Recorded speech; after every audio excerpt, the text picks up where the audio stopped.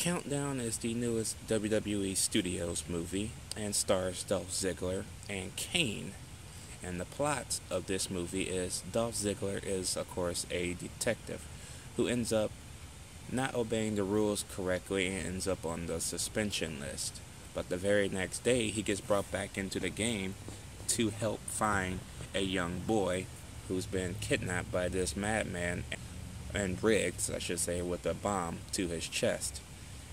And it is set to go off within a couple of hours. So as the investigation continues, they realize they have less than 6 hours and 42 minutes to save the child.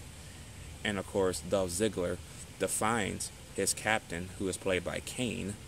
Yeah, that's right. Kane is the captain of the police department in this movie. The hell? To help find the boy and save him. This movie had potential. They had a lot of great potential. But it comes off as sort of a mediocre attempt to put more WWE stars in a WWE movie.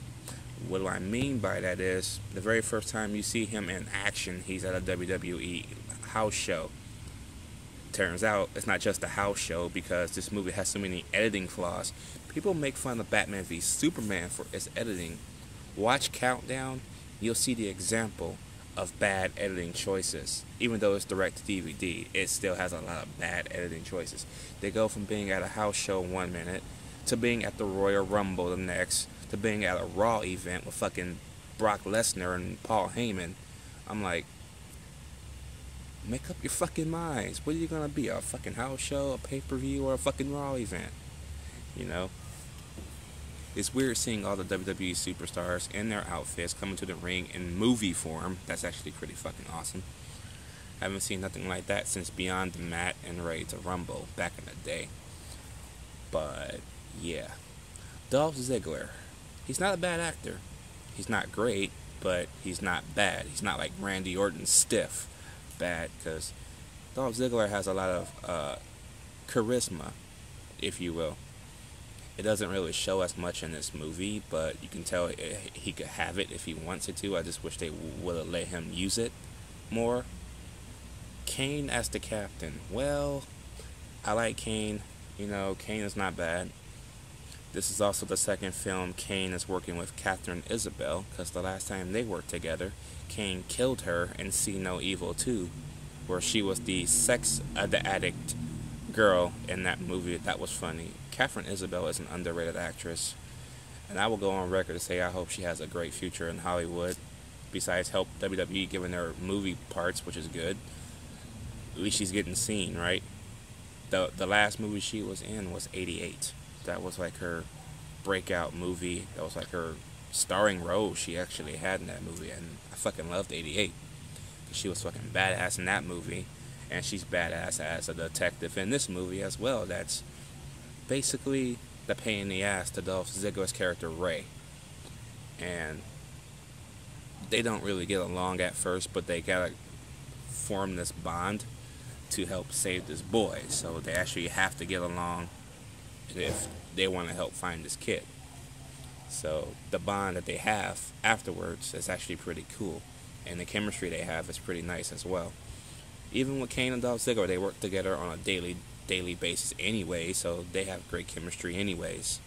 So yeah. The action in this movie is okay. It's direct-to-video action, so I'm gonna cut a break on that one. The explosions are kind of silly looking, but again, it's direct-to-video, not a big budget. I'm willing to let that slide for a direct-to-video movie. That's the only thing I'll let explosions slide is in a direct-to-video movie, because I know they don't have the quality of a big-budget Hollywood movie. Even though they can, but they choose to use a direct-to-video method to save more money, which is understandable.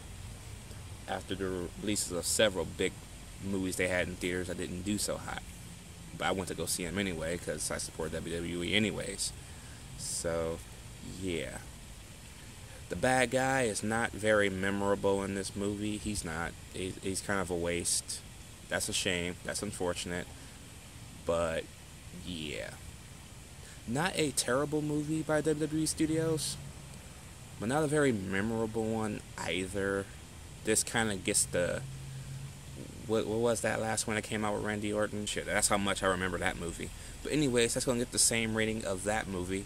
I will give Countdown a C plus. And you know what? They should have just kept it as 642.